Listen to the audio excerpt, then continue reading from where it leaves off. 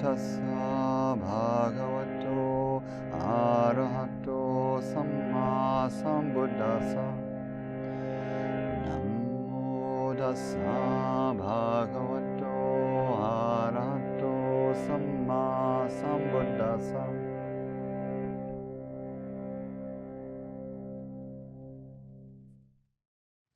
So we are continuing in our journey through the brahmavihāras, the divine abidings.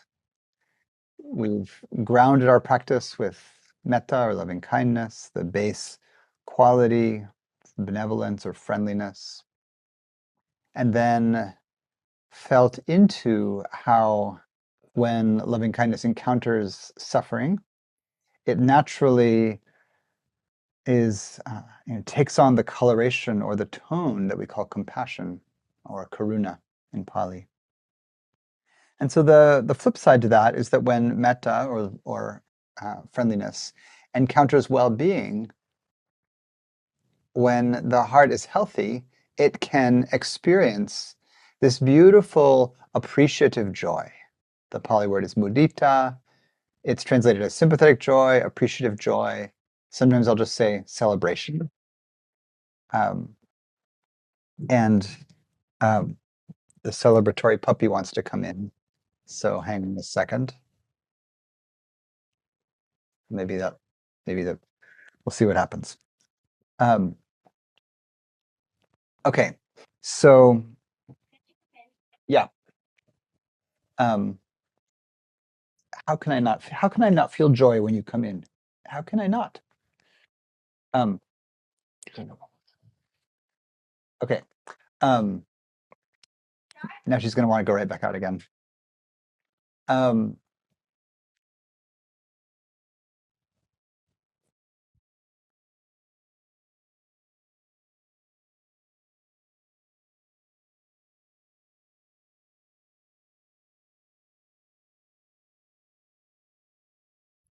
Okay. So mudita is appreciative joy. It's joy at the well-being of others. And in the formal practice, it works the same as all of the other brahmavihāras, right? You can do the style of practice that uses phrases. Often we'll use the phrase like, may your happiness continue and increase, or may your well-being or good fortune continue and increase. And you can use a sequence of, folks to stand in the place. You can use your puppy. You can use, the traditional sequence would be your benefactor, yourself, the good friend, the neutral person, the difficult person, and then all beings. And mudita, like all of the other brahmavihāras, can expand in a transpersonal way to fill the whole universe. And so you can do it with phrases and images, or you can do it, just letting the breath and the feeling fill the whole body and expand spatially from there, in the same way that we've done with metta and karuna, compassion. For many of us, mudita is strangely difficult. For others, it's the easiest, right? And this often parallels the basic personality types, where you have a personality type that habitually goes toward one of the three poisons. So you can be a greed type that sees the best in everything and wants more. You can be an aversive type that sees the worst in everything and wants to push it away, reject it. Or you could be a deluded type that doesn't really notice things very much and is kind of lost in space or confused much of the time. And you can have aspects of all three of those. You can be like, I have the full trifecta, and blessings to you. But often we have sort of one that we default to first, And so, if you're a greed type, mudita might come really easily for you. You see other people, you think they're lovely, you see that they're doing well, you think that's great, you naturally celebrate other folks' good fortune. So if that's you, good for you, buddy, is what I have to say to that as an aversive type. some of us find that more difficult. And a lot of folks, regardless of your type, can find mudita difficult because of this habit in the nervous system that in psychology, or neurobiology, we can call negativity bias, where we have the tendency to uh, turn our attention toward, or our attention has the tendency to be pulled toward the negative or the painful or the dangerous or the difficult much more easily than it's pulled toward the pleasurable, easeful, peaceful, delightful, right? This has survival system roots. It's more helpful to survival if you notice that which is alarming, that could be dangerous, than you need to notice that which is exceptionally pleasurable. But this can become a habit that can lead to depression, anxiety, bitterness, nihilism, just the sense that, all you see is the painful wherever you look. And, a lot of us have parts of our lives taken up with social action, social engagement, activism, movement work of various kinds. And negativity bias is, pervasive among activists. Why did you get into this line of work? Because something was wrong and you needed to help, you know? And a lot of folks drawn to service professions can have a kind of negativity bias. You see the suffering and you want to serve.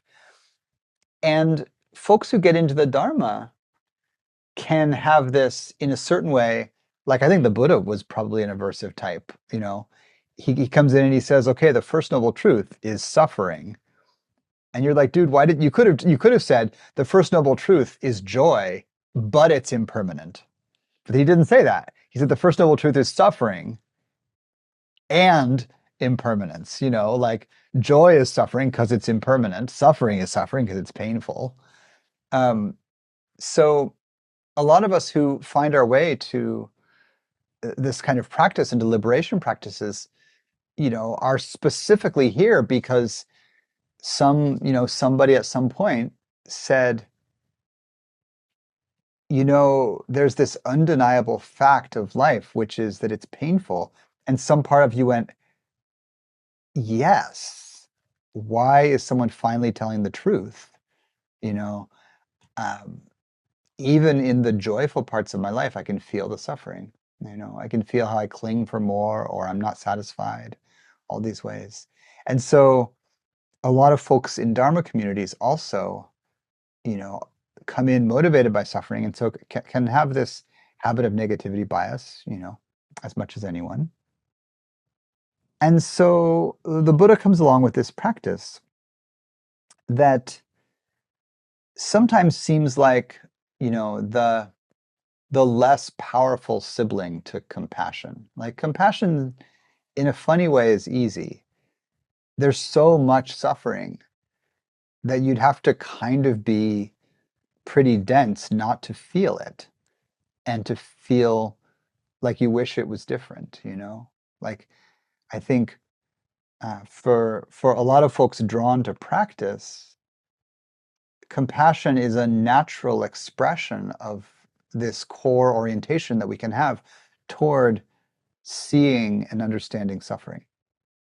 So mudita, seeing and understanding joy, and giving rise to more joy, can be not our strong suit. It's totally not mine. Fully admit that. And so, uh, first of all, why is it so important? If the first noble truth is suffering, why do I have to cultivate joy?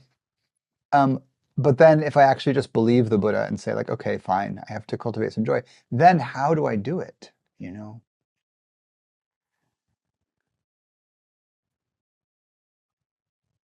One of the things that's interesting about mudita is that, the traditional sequence starts with yourself, or starts with the benefactor and then goes to yourself, and then expands outward toward all beings. notice that there's there's very famous work right now on self-compassion, right? Beautiful work, Kristen Neff's work and others. We recognize that we're suffering, and one of the habitual responses to noticing our own suffering can be shame, blame, guilt, other ways of not being compassionate for our own condition. Uh, you know, not understanding that our suffering is embedded in a web of karma and conditions, and so then taking the blame for it on ourselves. Classic capitalist fail. You, right? That's what they want us to believe so that we will buy their, self-improvement courses, et cetera, et cetera. So self-compassion work becomes this healing process where we have to understand that our suffering has roots in our own karma, but also in oppression and culture and all of these conditions that we live in, and that we can feel compassion for it, as if we could step out of ourselves a little bit, see our own condition, not be caught in the narrative and say, that's painful. May that be eased. So that's a powerful work. Um, there's there's not a lot of, there's not a big book called, you know, self-appreciation, like self-appreciative joy in the same way. Although, in a way, like we touched in the meditation, gratitude is almost self-mudita. It's a little different. It can have a flavor of thank you, or I'm grateful for the coming of something. Um, I'm not sure if grateful is exactly the same feeling as celebrating or appreciating, but it's close. And so gratitude is one of the things you can touch into to find self-mudita. Another is less easy to find, I think, and less popular to find right now, but is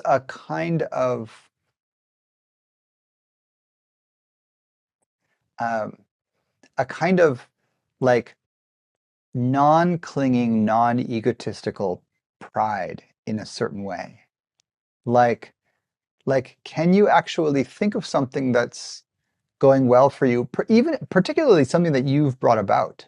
Like maybe something you did well, it's going well, you're doing well at your work or well in your relationship, or something that you have taken an active part in is doing well. Um, can you find a pride in that that isn't uh, falling into the kind of pride that we've been trained to be aversive to, especially in others, um, which I think is really a Christian trauma, to be honest. That you should be humble. That's a kind of virtue. Uh, in the Buddhist world, you don't hear so much about humble. I don't know what the Pali word for humble actually is. Um,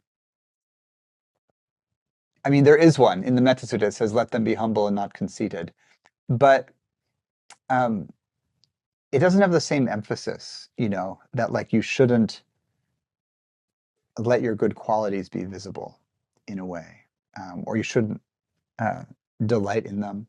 Mudita, really can challenge us to delight in our own good qualities, delight in the good qualities of others, delight in the good fortune of ourselves and others. And of course, it's the opposite, or the far enemy, of qualities like jealousy. And so there's the aspect of sending it to ourselves, but I think the core of it, like compassion, the core of it is to change our relationship to others. So often our relationship to others is either competitive or comparing in some way, right? Am I better than, worse than, or the same as others? Am I doing better than? Am I doing worse than? Both compassion and sympathetic joy say we can shift our relationship to another being, and we can shift it out of any kind of comparative relationship. And instead we shift into a kind of loving witness observer. And that's just a different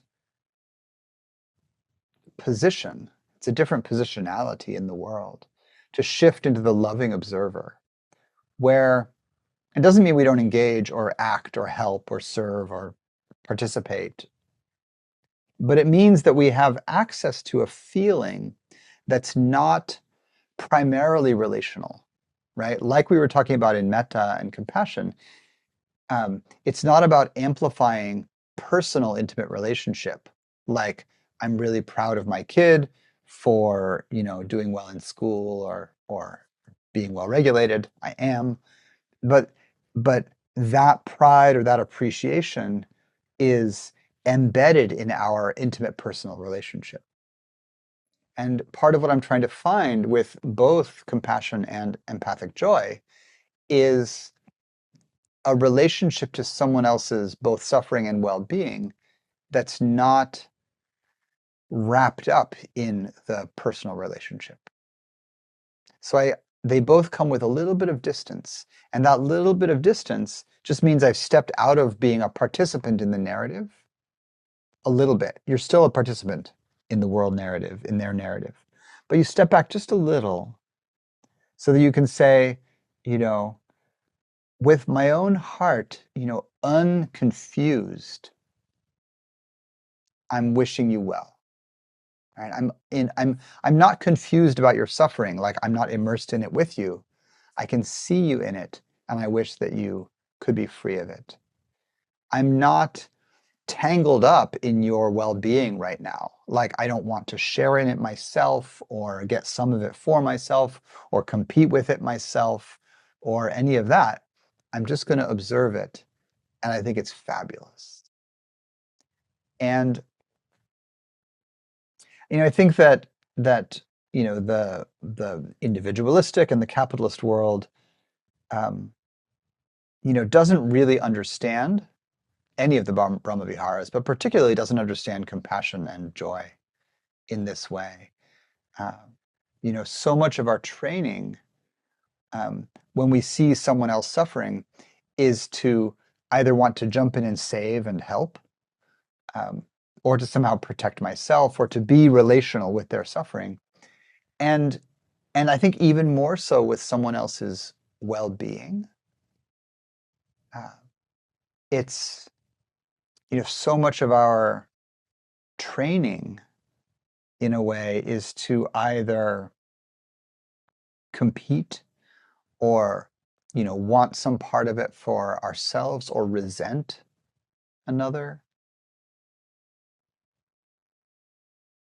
And so our practice here is to exercise the part of the heart that can see someone else's process going well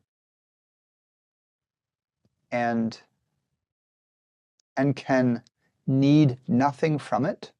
So you need a little equanimity, and can just see it and delight in it. Say, oh, that's lovely. May you have more of that. So as we cultivate the quality, again, you bring folks to mind, you send the wish, you focus on the feeling, see if you can spread the feeling out.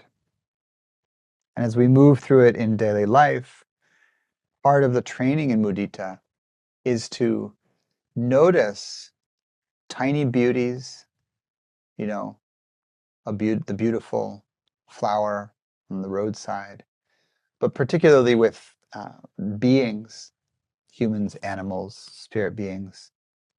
Whenever you notice something going well for yourself, for others, to, pause. And maybe first it's just notice your relationship to it, right? So you might not be able to jump right to joy. I'm delighting in this good fortune.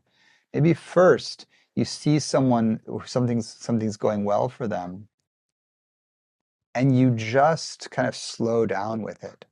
Because so often we move into different kinds of grasping unconsciously and quickly, right? And the same with compassion, right? Before we get to compassion, very often there's form also different kinds of grasping that come in. You want to notice that. With mudita, really notice how your heart kind of arranges itself in relation to good fortune. Right? One thing that a lot of folks have as a kind of habit unconsciously is, in a way to want to get closer to good fortune when we see it. I think in some ways this is one of the most uh, refined types of attraction between people, right? It's not just that I think you look handsome or beautiful or hot or whatever thing that I like, but that, I can see a kind of happiness or joy that feels authentic, that feels like that's real joy. And there's just a desire to get closer to that. I think in a way we have a deep instinct to move toward that which feels authentically, safely joyful, you know. And and so, in the way that one of the things in the way with compassion can be a kind of pulling back from suffering, a kind of flinching in the presence of pain. One of the things in the way of mudita, in a certain way, is attraction, right? We have to actually see good fortune and like let it be, just let it be. Um, I remember driving south from Arizona with a sweetheart at one point, many, many years ago, maybe a few decades ago at this point, and we crossed the border into Mexico, and um, and the sign that translates as don't bug the wildlife is uh, no molestar la fauna, and we joked about it for 100 miles. We're like, don't molest the fauna, like, and it's a good ethic really to go with, right? And um and there's a way that uh like when you see a beautiful animal in a field and you just slow down and you stop and you don't really want to get in their way. And you know I remember seeing a coyote hunting in a field near here at one point. We were walking on the trail. We walked around the corner and people were just like, shh. And everybody stopped and just slowly looked over. And this coyote was just like picking their way through the tall grasses with their big old hairy snout coyoteness, radiant with coyote. And and uh, I had such a feeling of just like, you like have your beautiful coyote life. Like, I'm here to not molestar the fauna, you know, like I just want you to really be at ease here in your home. And there's a way that uh, I want to feel that with humans more than I do often. But when I see something, something beautiful going on, it's really easy with kids, right? You see something like see a bunch of kids just like laughing and playing in the playground, and you have no impulse to like go over and get in on the game. You know, like I have no desire to play like Foursquare or whatever. But but they're laughing and having a good time, and it's easy to feel a kind of delight and a wish for their well-being to just deepen and continue. And so, the practice, like all the others, is to, do it with folks who it's easy to feel for, and then expand it to the neutral people. Neutral people is a great mudita practice. You know, again, sometime when you're around others in a crowd somewhere, in a shop, in a restaurant, at a show, wherever, um, just let your attention go to some of the other people that are around and you don't know them. And it doesn't sometimes, like with compassion, often we emphasize like you see someone, you see them obviously hurting and you feel the response. So sure, sometimes you see someone, they're obviously delighting in something. So you delight in that with them. But in meditation, very often, like, yes, do that. And with both compassion and joy, you can also just know that everyone who is conscious, everyone who has a life, has some joys and some sorrows. And you can selectively, you know, pick out or uplift the joys. You just look at someone, even if they're having a terrible day, they're schlumping along the street, grumbling to themselves, clearly weighed down by whatever karma they're carrying. You can, it's like you can psychically, feel into the overtone series of their life and pick out, a beautiful chord that they're not noticing right now. They undoubtedly have joy in their life somewhere, or they have had at some point in their life something pleasurable happen, and you can just delight in that. May that be more prominent for you. May that increase in your life. It's really hard to do for difficult people. So practice it, like I mentioned in the meditation, right? For compassion, it can be not that difficult coming up with compassion for difficult people. Yes, it can be difficult, but you can do it. And one of the ways that we often get around to compassion for difficult people is we talk ourselves into it by saying, you do really evil things, therefore because you must be miserable, because only people who are really afraid or miserable or whatever do really evil things. Therefore, I wish that your suffering would ease, in parentheses, so you would stop doing evil things. That can be kind of the argument for sending compassion to difficult people. Again, that's a crutch. So, see if you can do without it. See if you can work your way toward, toward being like, oh, actually, may you just not suffer, period, you know, um, regardless of how it affects your actions, right? You want to come to a kind of pure compassion. Um, in the same way, but harder, you know, you can kind of make the same argument, like person whose actions I disapprove of so much, may you experience more joy and good fortune, because if you did, then you would stop doing evil actions, yada yada. Yes, you can do that.